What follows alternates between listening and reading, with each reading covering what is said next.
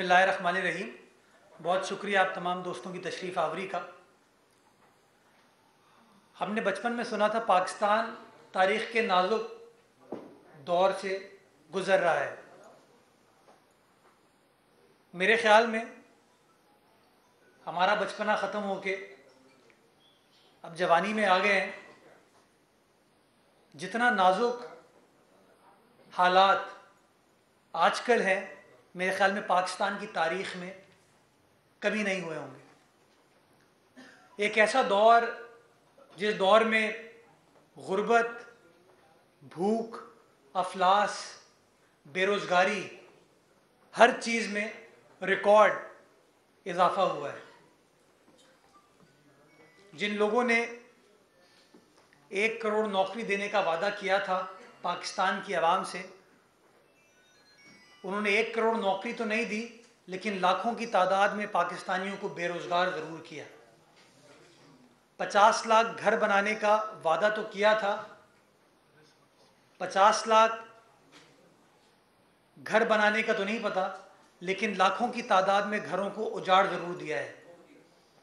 और यही सिलसिला आज भी इनके दौर में जारी व सारी है। मईशत का बुरा हाल करने के बाद, गरीब का बुरा हाल करने के बाद, मज़दूर का बुरा हाल करने के बाद, मीडिया वर्कर्स का बुरा हाल करने के बाद, पाकिस्तान की फाइनेंशियल सॉवरेनिटी को बार बार कॉम्प्रोमाइज़ करने के बाद पिछले दिनों स्टेट बैंक ऑफ पाकिस्तान को भी IMF के हाथों गिरवी रख दिया गया, इस मौजूदा नाकाम निकम्मी हुकूमत के हाथों। वादा किया था इन लोगों ने कि मिनी बजट मामूल की बात है, इससे कोई फ़र्क नहीं पड़ेगा। मिनी बजट पास हुआ और ₹4.25 बिजली के फ़ी यूनिट रेट में इजाफा कर दिया गया। ₹4.25। मिनी बजट पास हुआ, ₹4 पेट्रोल की कीमत में इजाफा कर दिया गया। लेकिन इन लोगों को कोई परवाह नहीं। हमें खबर मिली कि PTI, MQM, GDA मिलकर कराची की सड़कों पर एहतजाज करने के लिए आ रहे हैं। तो मुझे बड़ी हैरत हुई। मैंने कहा यार, क्या खुददार लोग हैं ये लोग कि अपनी हुकूमत के ख़िलाफ़, जो रिकॉर्ड महंगाई है इनके दौर में, उसके ख़िलाफ़ एहतजाज करने के लिए आ रहे हैं। जो रिकॉर्ड बिजली के नरखों में इजाफा हुआ है, पेट्रोल के नरखों में इजाफा हुआ है, गैस, यूरिया, खाद, आटा, चीनी, अद्वियात, बेरोज़गारी, गुर्बत, महंगाई, उसके ख़िलाफ़ आज PTI, MQM, GDA कराची की सड़कों पर सरापा एहतजाज होंगे। लेकिन मेरी जो उम्मीद थी उसने बहुत जल्द दम तोड़ दिया जब मैंने देखा कि फवारा चौक पर चंद सौ अफराद, 3 बड़ी सियासी जमातों के चंद सौ अफराद, मेरे ख्याल में स्टेज पर लोग ज़्यादा थे, सुनने वाले कम थे, और वह एहतजाज कर रहे थे सिंध के बल्दियाती निज़ाम के ऊपर। और लोग इसलिए नहीं थे वहाँ पर कि लोगों को अंदाज़ा है कि वो लोग हैं जो वादे पता नहीं किस चीज़ के करते हैं, लेकिन वफ़ा कुछ नहीं करते। इनके अमाल में वफ़ा नाम की कोई चीज़ नहीं है। इसलिए लोगों ने उस धरने में भी इनको रिजेक्ट किया। वो लोग जो मादी में शहर को बंद करा देते थे, पहिया जाम, हड़ताल, सड़कों को बंद, गली मोहल्लों को बंद करा देते थे, अब की बार आपने देखा कि 3 बड़ी सियासी जमातों ने मिलकर एहतजाज किया और वो रिस्पॉन्स लोगों की जानिब से नहीं आया। उसकी वजह ये थी कि लोगों को अंदाज़ा है कि जब कराची में घरों को मिसमार किया जा रहा था तो ये 3 सियासी जमातें कहाँ खड़ी थीं? जब बेरोज़गारी में इजाफा हो रहा था तो ये तीनों सियासी जमातें कहाँ खड़ी थीं? जब मुतनाज़ा सेंसस को, पाकिस्तान के तारीख़ के सबसे ज़्यादा मुतनाज़ा सेंसस को वफाकी हुकूमत अप्रूव करने जा रही थी और अप्रूव किया उसने, तो ये तीनों सियासी जमातें कहाँ थीं? बिलखुसूस मुत्तहदा कौमी मूवमेंट और GDA, जिन्होंने अवाम के सामने बार बार ये कहा कि सेंसस गलत हुए हैं। किसी ने कहा कराची की आबादी कम दिखाया गया है, किसी ने कहा सारे सिंध की आबादी को कम दिखाया गया है, लेकिन उसके बावजूद जब सेंसस के ऊपर मुहर लगानी थी उसके रिजल्ट के ऊपर, तो ना MQM ने स्टैंड लिया ना GDA ने स्टैंड लिया। और हैरत की बात यह है, उस कमेटी का सरबरा अली जैदी साहब थे। वो कमेटी जिसने मुतनाज़ा सेंसस को अप्रूव किया, उस कमेटी के सरबरा अली जैदी साहब थे। और अली जैदी साहब अब कह रहे हैं कि मैं घोटकी से कराची मार्च करूंगा। ये मार्च करें को लोग बताएंगे, सिंध की आबादी बताएगी, जो 3.5 साल में उन्होंने सूबे के साथ, सूबे की आवाम के साथ सलूक किया है ना, उसका जवाब सिंध की आवाम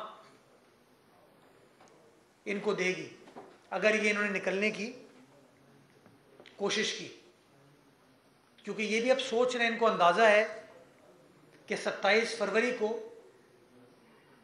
जब पाकिस्तान की आवाम के बुनियादी इश्यूज हल करने के लिए, वो बुनियादी इश्यूज क्या हैं? गुर्बत, भूख, महंगाई, अफलास, किसानों को खाद यूरिया नहीं मिल रहा, बदतरीन गैस और बिजली की लोड शेडिंग है इस वक्त। आपके घरेलू सार्फिन हो, आपके ट्रांसपोर्ट के सार्फिन हो, आपके सनती सार्फिन हो, उनके पास गैस मैसर नहीं है।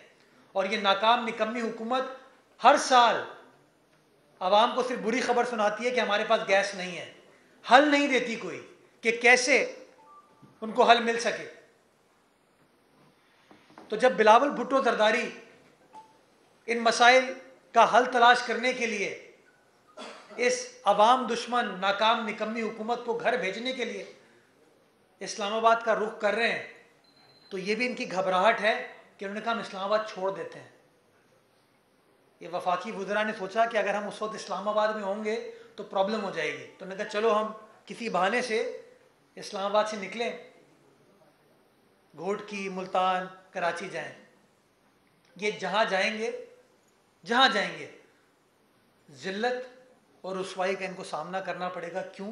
क्योंकि पिछले 3.5 साल में इन्होंने पाकिस्तान की आवाम को जिल्लत और रुसवाई से हमकनार किया है। अफसोस के साथ कहना पड़ता है कि वो हुकूमत जो कि एहसास की बात करती थी, एहसास प्रोग्राम की बात करती थी, उसके किसी एक काम में, किसी एक फेल में एहसास नाम की कोई चीज़ नहीं है। और जिस बेहिसी के साथ पिछले 3.5 सालों में पाकिस्तान के हर सेगमेंट ऑफ सोसाइटी के साथ इमरान खान साहब और उनकी हुकूमत ने जो ज़्यादती की है, उसकी मिसाल आप लोगों को नहीं मिलेगी।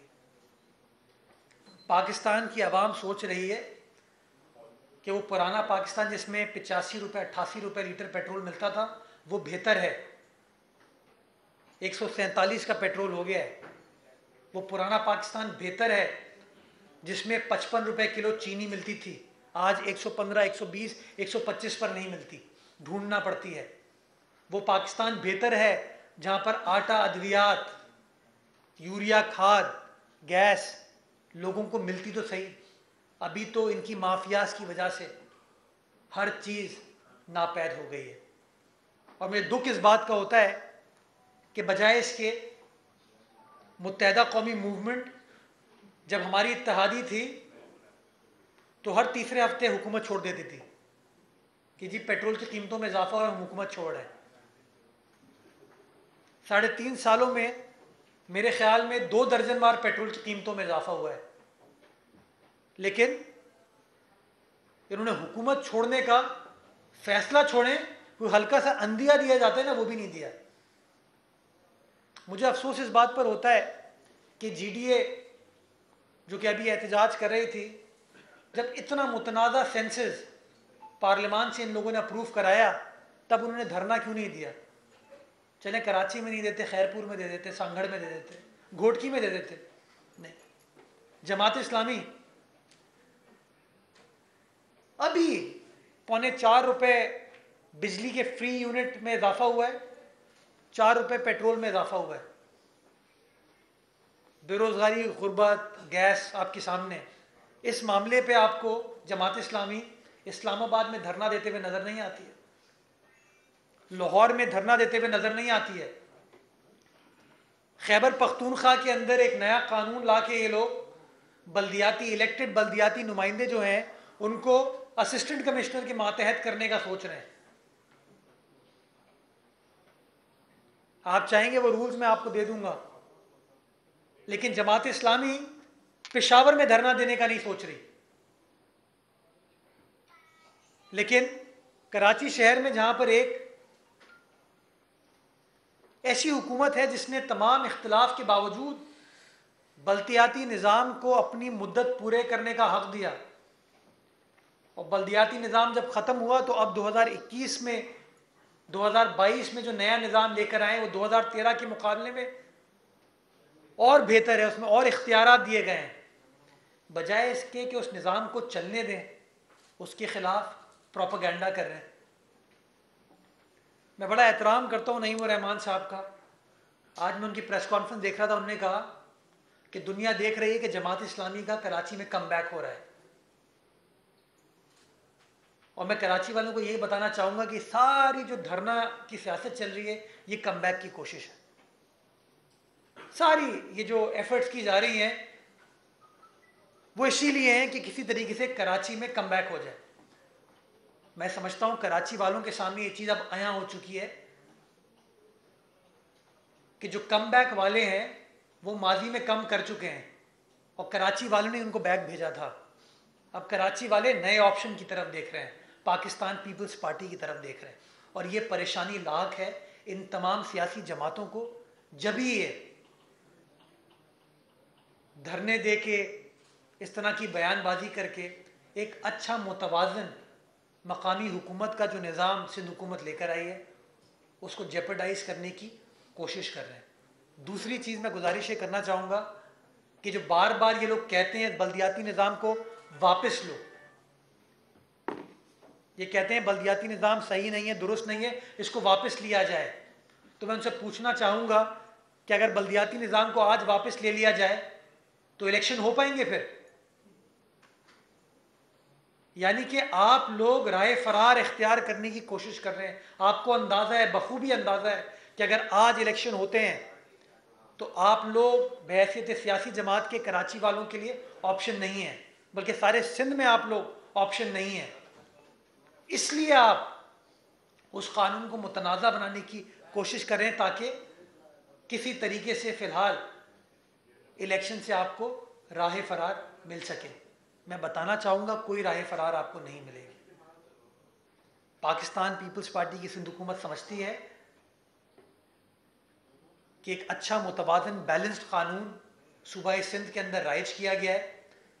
आइनी एतबार से, कानूनी एतबार से सिंध के मुंतखब असम्बली ने उस कानून को पास किया है, और वो कानून पंजाब के मुकाबले में, खैबर पख्तूनख्वा, बलूचिस्तान के मुकाबले में एक बेहतर, बैलेंस्ड और प्रॉपर कानून है।